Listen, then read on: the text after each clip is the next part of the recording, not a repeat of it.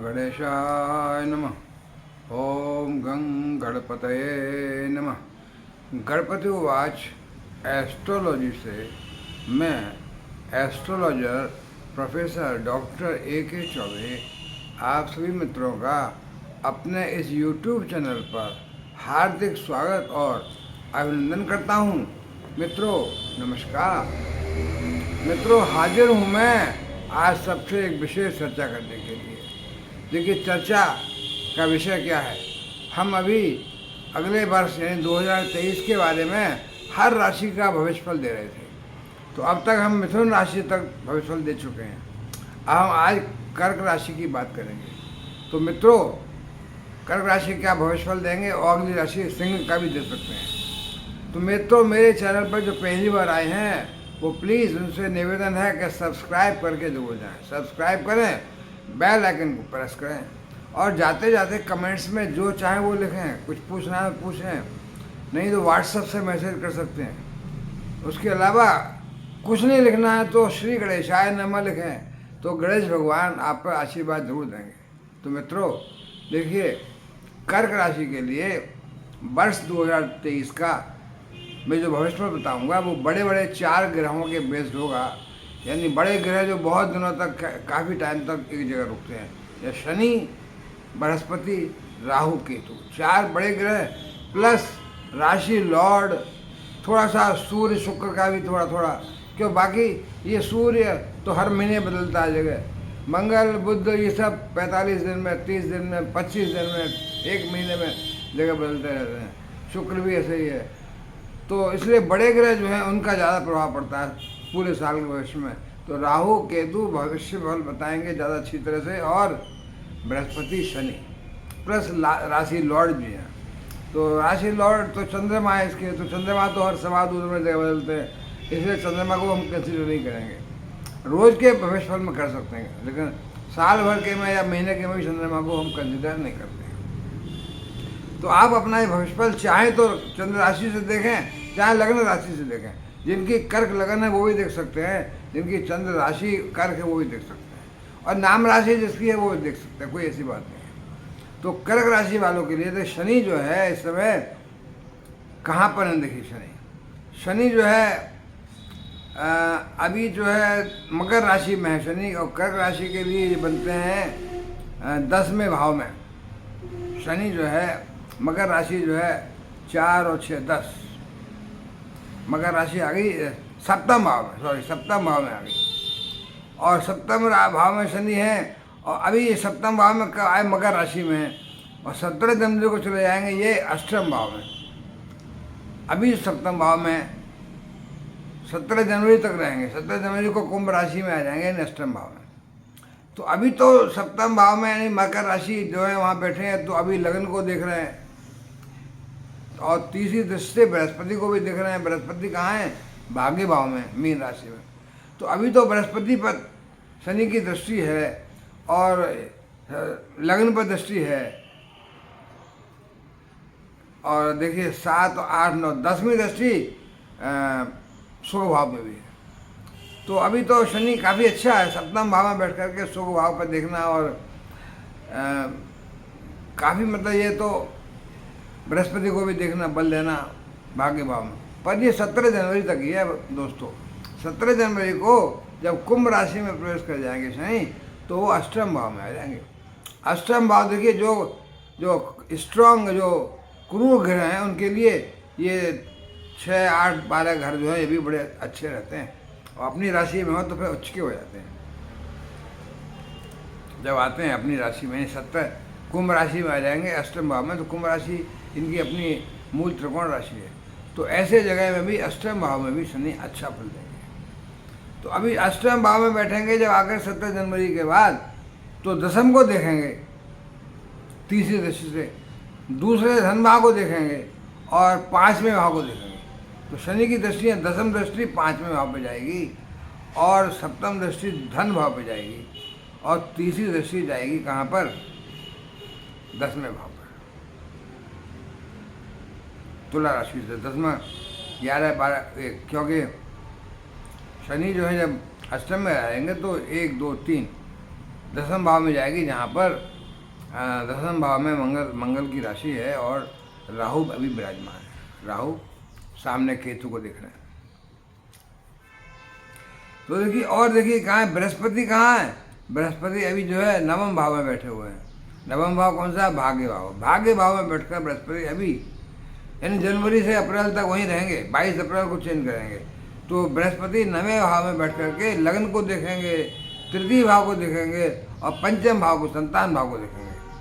संतान भाव को शनि भी देखेंगे जब अष्टम में आ जाएंगे, और अभी अप्रैल तक बृहस्पति भी देखेंगे। तो शनि संतान भाव पर दो बड़े ग्रहों की दृष्टि, शनि की और बृहस्पति की। और जब बृहस्पति आगे 22 अप्रैल के बाद आगे बढ़ेंगे तो कहाँ आ जाएंगे? 10वें भाव में आ जाएंगे। नवम भाव से 10वें भाव में आ जाएंगे, यानी मीन राशि को छोड़ करके मेष राशि हो जाएंगे। तो मेष राशि के शनि, फिर मेष राशि के बृहस्पति फिर जो है पंचम दृष्टि से धन भाव को देखेंगे, चतुर्थ भाव को देखेंगे और सिक्स भाव को देखेंगे 22 अप्रैल 2023 से। और राहु जो है अभी कहाँ है? 10वें भाव में है, कर्म क्षेत्र में है। उनकी दृष्टियाँ जा रही हैं दूसरे धन भाव में, चौथे भाव में और छठे भाव में। तो राहु भी बड़े अच्छे हैं इस समय, बहुत बढ़िया कर्म क्षेत्र में। राहु 10वें भाव में बैठे हुए उच्च कोटि का, कर्क राशि वालों को उच्च कोटि का राजनीतिक फल दिलाते हैं, उच्च कोटि का धन लाभ गवर्नमेंट से, उच्च कोटि का व्यापार और सब सारा। 10वें भाव के राहु तो बहुत ही जबरदस्त होते हैं, यानी कर्क राशि वाले अपने क्षेत्र में और राजनीति में है तो अपार संपदा, अपार सुख, अपार उन्नति मिलेगी। और देखिए राहु जो है फिर विपरीत चलते हैं तो 22 अक्टूबर में, एंड में 30 अक्टूबर को विपरीत चलते हुए नवम भाव में आ जाएंगे। नवम भाव है भाग्य भाव, और भाग्य भाव में बैठकर राहु फिर लगन को देखेंगे, तीसरे भाव को देखेंगे और 5वें भाव को देखेंगे 30 अक्टूबर से। तो ऐसे केतु उनके सामने रहेंगे, बिल्कुल राहु के सामने।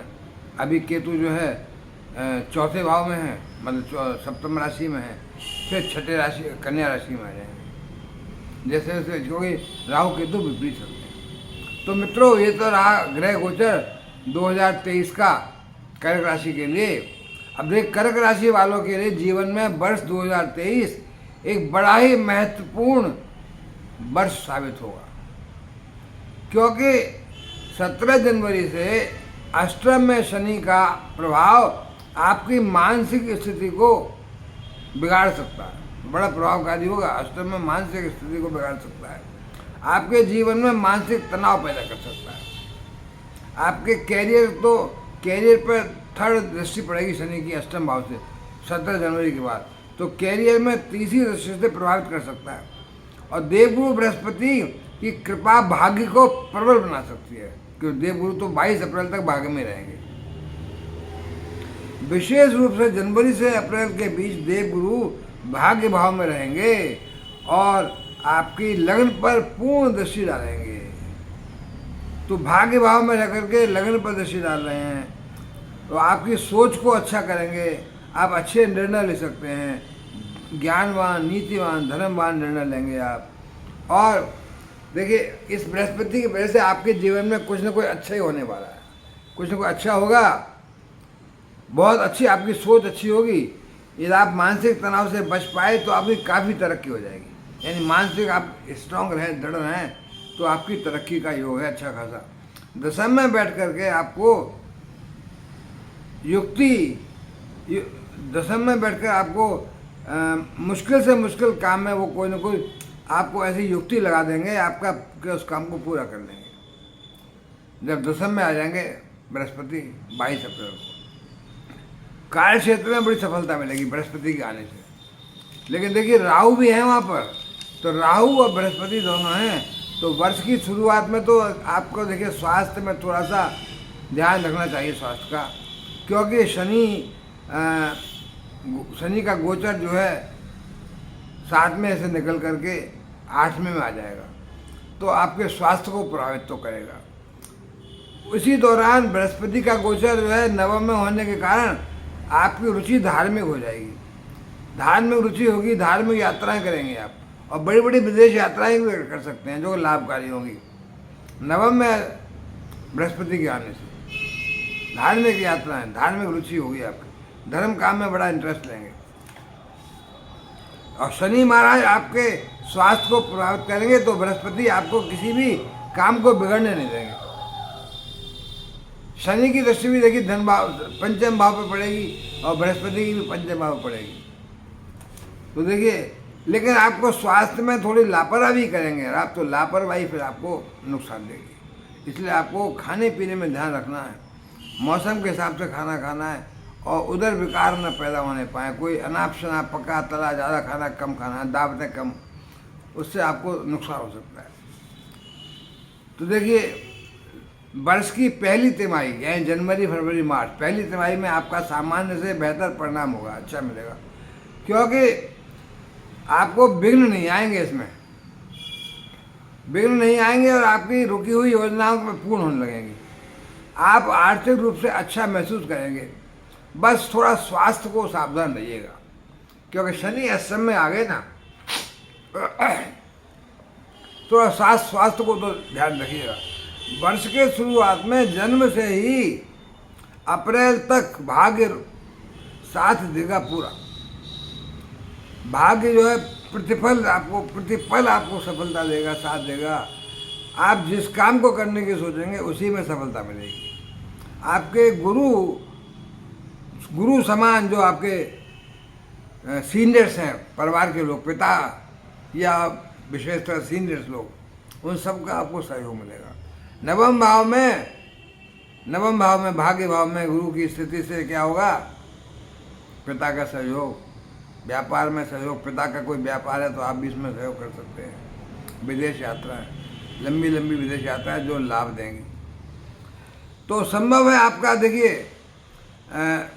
काम धंधे में, बिजनेस में आपका तरक्की तो होगी, मौका अच्छा मिलेगा आपको उन्नति का, नौकरी भी अच्छा मिलेगा दसम भाव में। और देखिए, लेकिन ये हो सकता है कि दसम भाव से आपको स्थान परिवर्तन हो सकता है, यानी आपका तबादला हो सकता है। क्यों, दसम भाव में देखिए राहु है, दसम भाव में राहु है और 22 अप्रैल के बाद वहाँ बृहस्पति भी आ जाएंगे। तो आपका स्थानांतरण तो हो सकता है। स्थानांतरण मतलब जगह बदल सकती है आपकी। हो सकता है आप जहाँ उम्मीद कर रहे थे जाने की या दूसरी पोजीशन पाने की, कोई नौकरी चेंज करने की, 2 चेंज कर लें, और उसके कारण आपका मकान ग्रह परिवर्तन भी हो सकता है। देखिए, राहु और केतु आपके दसम में और चौथे में बैठे हुए हैं, जिसका प्रभाव आपके निजी जीवन में पड़ सकता है। केतु चतुर्थ भाव में, सुख भाव में है, और राहु दसम भाव में। आपके ससुराल पक्ष से भी विवाद हो सकता है। अष्टम में बैठकर शनि महाराज आपके द्वितीय भाव को और पंचम भाव को देखेंगे, जिसके फलस्वरूप परिवार के लोगों से किसी बात पर वाद विवाद हो सकता है। ध्यान रखिएगा। लेकिन बृहस्पति की कृपा मिलेगी आपको, क्यों, बृहस्पति की कृपा से भाग्य अच्छा होगा। भाग्य अच्छा होने के कारण आप भाग्य का मतलब अच्छा होने का मतलब पैसा आना, धन आना। तो भाग्य कृपा से जो आपकी चुनौतियां आपको आएंगी, चुनौतीपूर्ण परिस्थितियां जो आएंगी, उनसे आप बाहर निकल आएंगे। अच्छा भाग्य हो गया तो आपको सब कुछ मिल गया। तो जो भी परिवार से या द्वितीय भाव से, कुटुंब से, चतुर्थ भाव से कुछ चुनौतियां मिलती हैं, कोई सीनियर से वाद विवाद होता है, तो बृहस्पति की कृपा रहेगी आपकी। बृहस्पति की दृष्टि द्वितीय भाव पे है। तो साल की दूसरी और तीसरी तिमाही में देखिए, यानी जनवरी फरवरी अप्रैल मई जून जुलाई अगस्त सितंबर, तो दूसरी और तीसरी तिमाही में आपके जीवन में कुछ न कुछ उतार चढ़ाव बने रहेंगे हमेशा। बृहस्पति और राहु का चांडाल योग, चांडाल दोष। अप्रैल से जब दसम भाव में बृहस्पति आ गए राहु के पास, तो राहु की बृहस्पति का चांडाल दोष बन जाता है। अपनी मानसिकता को विकृति मिलती है। राहु बहुत मानसिक मन पर राज्य करते हैं, मस्तिष्क पर राज्य करते हैं। तो चांडाल दोष में फिर दिमाग ठीक से काम नहीं करता, आदमी सोच नहीं पाता ठीक से, खर्चा ज़्यादा होता है, धन की हानि होती है और मेंटल सुकून नहीं मिलता है। तो चांडाल दोष से आपके जीवन में उथल पुथल बना रहेगा। वर्तमान नौकरी छोड़कर कोई दूसरी नौकरी कर सकते हैं, जहाँ शुरुआत से आप पर काम का इतना बोझ हो जाएगा कि आप मानसिक रूप से परेशान हो जाएंगे।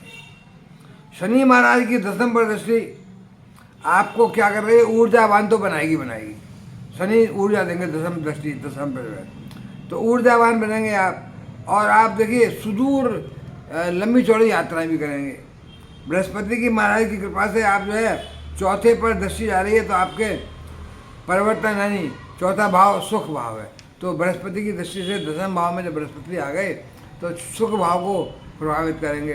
तो सुख यानी माता को, माता का सुख मिलेगा, माता का आशीर्वाद मिलेगा, सुख शांति मिलेगी, सुख आपको सभी तरह का सुख मिलेगा, भूमि भवन वाहन गाड़ी बंगला सब मिलेगा, माता का आशीर्वाद मिलेगा।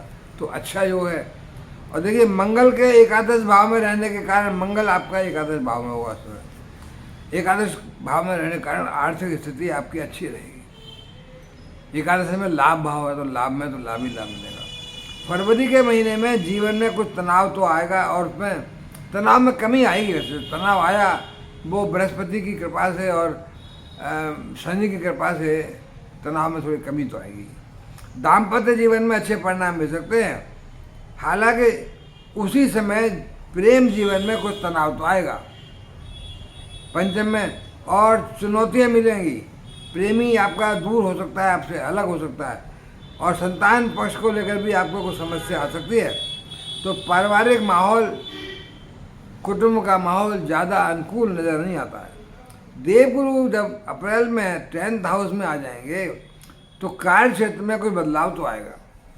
आप इस दौरान कोई नई नौकरी भी प्राप्त कर सकते हैं, नौकरी में उन्नति हो सकती है, नई नौकरी में आपको प्रगति मिल सकती है, प्रमोशन मिल सकता है, और जो आपको अपनी योग्यता दिखाने का अवसर मिलेगा कि आप कितना अच्छा काम कर सकते हैं। अब देखिए आगे, अब महीने में मंगल का जो गोचर है आपकी राशि में होने के कारण आप थोड़े गर्म मिजाज के हो जाएंगे। इसकी वजह से निजी जीवन में और दाम्पत्य जीवन में कुछ तनाव आ जाएगा। मंगल आपके कर्क राशि में होंगे, तो कर्क राशि में जिस समय है देखेंगे सप्तम भाव को, और लगन पर बैठेंगे मंगल जब, तो कुछ तनाव तो आ जाएगा। इस समय आपको कोई भी वाद विवाद से बचना चाहिए। परिवार के साथ, पति पत्नी के साथ कोई वाद विवाद करेंगे तो नुकसान पाएंगे। तो इस समय जब मंगल आपके कर्क राशि में बैठे हुए हैं, तो उस समय आप जो है इस समय कोई भी प्रॉपर्टी खरीद सकते हैं मंगल के कारण। और जून के महीने में विदेश जाने के योग बन सकते हैं। ये तो मई रहा, मई अप्रैल मई में आपका प्रॉपर्टी खरीद सकते हैं, और जून के महीने में आप विदेश जा सकते हैं। देखिए जीवन में कुछ समस्या तो आएंगी आपके, लेकिन संतान को लेकर भी समस्या आएगी, प्रेमी को लेकर समस्या आएगी, संतान को लेकर समस्या आएगी पंचम भाव से, और आपकी परेशानियां तंग तो करेंगी आपको जून में। और जुलाई में आपको जो है देखिए धन का आगमन हो सकता है। जुलाई के महीने में धन की वृद्धि होगी, धन की वृद्धि होगी तो खर्चा भी वृद्धि होगा, लेकिन खर्चा भी इतना होगा कि आपको जितना धन आ रहा है उसको आप पूर्ति कर सकते हैं। अगस्त में, सितंबर में आपके देखिए परिश्रम बहुत करना पड़ेगा। जितना ज़्यादा परिश्रम करेंगे अगस्त में सितंबर में, उतना ज़्यादा लाभ होगा। भाई बहनों से आपको कोई समस्या हो सकती है। आपको अपने साथ काम करने वाले जो आपके साथी कर्मी लोग हैं उनसे थोड़ा सावधान रहना चाहिए। देखिए वो लोग आपको धोखा दे सकते हैं।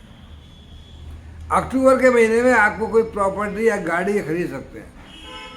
नवंबर में प्रेम जीवन में आपको तो अच्छे संबंध होंगे, नवंबर में सफलता मिलेगी, क्योंकि अक्टूबर में 30 अक्टूबर को राहु स्थान परिवर्तन कर जाएंगे। राहु जो है और केतु स्थान परिवर्तन कर जाएंगे, तो उससे फर्क पड़ेगा। राहु के स्थान परिवर्तन से नवंबर से आपको प्रेम संबंध में, प्रेम जीवन में जो आपका प्रेमी था वो आपका लौट के आ सकता है, उससे अच्छे संबंध हो सकते हैं। जो वाद विवाद में रुष्ट हो गया था, नाराज हो गया था, वो सही हो जाएगा आपका।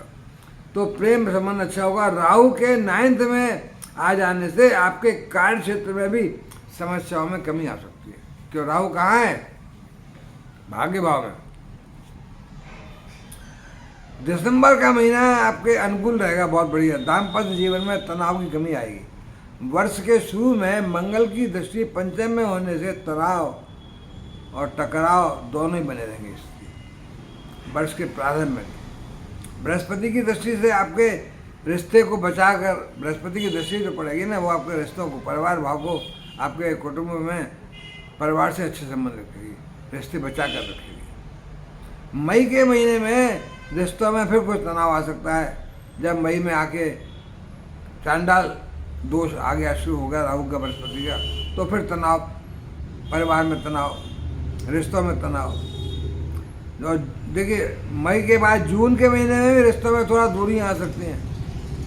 अपने रिश्तों में आगे बढ़ाने पर कोई आप विचार करें। जुलाई में फिर देखिए मई के, जून के बाद थोड़ा पास पास आएंगे प्रेमी लोग, और जुलाई में आकर के आपका प्रेम विवाह हो सकता है।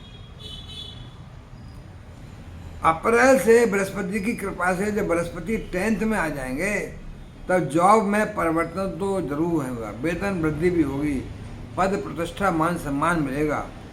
और 30 अक्टूबर को जब राहु 9th में आ जाएंगे तब कार्य क्षेत्र में एक केवल बृहस्पति रह जाएंगे, तो बृहस्पति का अच्छा असर पड़ेगा। यानी अक्टूबर में 30 अक्टूबर को जब राहु निकल दिए दशम भाव से और बृहस्पति वहाँ है, राहु बैक आ गए 9th में, तो राहु 9th में भी भाग बढ़ाएंगे और अकेले बृहस्पति 10th में बैठकर 4th को भी देखेंगे और अच्छा उन्नति मिलेगी आपको कार्य क्षेत्र में भी और सुख भाव में भी आपको अच्छा होगा। तो बदलाव हो सकता है, आपका उन्नति हो सकती है। वर्ष के अंत तक जो है आपको कार्य क्षेत्र में बड़ी ऊंचाई हो चुकेंगे आप, बहुत प्रगति मिलेगी, प्रोग्रेस होगी। और देखिए उन्नति, नौकरी में उन्नति होगी, व्यापार है तो व्यापार में उन्नति होगी, जहाँ भी हो भी है। स्वास्थ्य के हिसाब से वर्ष के शुरुआत से कुछ थोड़ा सा कमज़ोर रहेगा, कि शनि जनवरी से लेकर के 17 जनवरी से वो 8वें भाव में आ जाएंगे ना, तो कुछ स्वास्थ्य तो निर्बल रहेगा। देखिए लॉन्ग टर्म बीमारी, कोई ऐसी बीमारी आ सकती है लॉन्ग टर्म आपको, लंग से संबंधित, हार्ट से संबंधित। और देखिए सांस की समस्या, सांस फेफड़ों की समस्या, मतलब मई जून में ऐसी समस्या। अप्रैल में जब 22 अप्रैल से बृहस्पति और राहु का चांडाल दोष बना, तब फिर आपको, और शनि की वजह से भी आपको कोई सांस की, फेफड़ों की, हृदय की ऐसी कोई लॉन्ग टर्म बीमारी पकड़ सकती है। थोड़ा सावधानी की जरूरत है। देखिए धन की स्थिति उतार चढ़ाव वाली रहेगी। राहु का गोचर स्थिति में 30 अक्टूबर को जो बदलाव आएगा, उसके बाद भूमि, भवन या वाहन के खरीदने में सोच है। उसके बाद जब अक्टूबर में राहु आ गए, राहु निकल गए दशम से 9th में आ गए, खाली बृहस्पति रह गए, तो अगर आप कोई मकान या कोई गाड़ी खरीदना चाहते हैं तो 30 अक्टूबर के बाद जब राहु आपका दशम भाव को छोड़कर 9th में आ जाएंगे और केवल बृहस्पति रह जाएंगे। 30 नवंबर से 25 दिसंबर तक शुक्र महाराज आपके 4th हाउस में होंगे, तब वाहन खरीदा। शुक्र के उसमें वाहन योग है। वाहन का जो है 30 नवंबर से 25 दिसंबर तक। मई के महीने में कोई प्रॉपर्टी खरीद सकते हैं, भूमि, वाहन तो खरीदना आप नवंबर दिसंबर में, पर प्रॉपर्टी, मकान वगैरह खरीद सकते हैं मई में। व्यापार के क्षेत्र में निरंतर प्रगति होती रहेगी, और पर धीमे धीमे होगी, पर होगी। शनि की कृपा है कि देखिए शनि चलते हैं तो धीमा फल देते हैं। लेकिन आप परिश्रम में कमी मत करिए। जितना ज़्यादा परिश्रम करेंगे, जितना ज़्यादा ईमानदार रहेंगे, जितना ज़्यादा न्याय संगत कर्म करेंगे, उतना ही शनि आपको अच्छा फल देंगे। और आपने अपनी गड़बड़ी की, ईमानदारी में, भ्रष्टाचार में लिप्त हो गए, तो फिर शनि का दंड तो मिलेगा ही मिलेगा। इसलिए शनि की कृपा चाहते हैं तो ईमानदारी से, बहुत परिश्रम से काम कीजिए और शनि का फिर इनाम लीजिए। देखिए अक्टूबर से दिसंबर तक कुछ लाभकारी यात्राएं भी हो सकती हैं। अक्टूबर, नवंबर, दिसंबर कुछ लाभकारी विदेशी यात्रा हो सकती हैं। विदेश से लाभ मिल सकता है, विदेश जाकर के आप सेटल हो सकते हैं, विदेश में व्यापार, विदेश में नौकरी, तरक्की हो सकती है। देखिए अष्टम में शनि के पंचम पर दृष्टि पड़ने से आपको संतान की ओर से कुछ चिंतित रहना पड़ेगा। लेकिन अक्टूबर के बाद तो संतान प्रगति करेगी। जब राहु वहाँ से हट जाएंगे, संतान प्रगति करती दिखाई देगी। और अक्टूबर के बाद से पारिवारिक जीवन में अच्छा योग है। इसके पहले परिवार में वाद विवाद और तनाव की स्थिति रह सकती है। तो भाई ये तो रहा आपका भविष्य फल 2023 का, लेकिन मैं आपको भाग्यशाली अंक बताऊं, कर्क राशि वालों के लिए भाग्यशाली अंक हैं 2, 6 और 7, और सफ़ेद रंग भाग्यशाली रहेगा। सोमवार का व्रत कर सकते हैं आप, अथवा पूर्णिमा का व्रत कर सकते हैं। उत्तम, क्योंकि चंद्रमा है ना कर्क राशि का लॉर्ड, तो पूर्णिमा का व्रत कर सकते हैं, सोमवार का कर सकते हैं, और शिव की उपासना कर सकते हैं। उत्तम प्रकार का मोती धारण कर सकते हैं, अपनी छोटी उंगली में मोती धारण करना बढ़िया। शिव की उपासना करें तो कर्क राशि वालों को लाभ मिलेगा। तो मित्रों, मैं यहाँ विराम लूँगा और आपसे निवेदन ये करूँगा कि जो लोग मेरी चैनल को पहली बार देख रहे हैं वो कृपया सब्सक्राइब जरूर करें, और कमेंट्स में जाते जाते श्री गणेशाय नमः लिखें, महागणेशाय नमः लिखें। तो मित्रों, नमस्कार।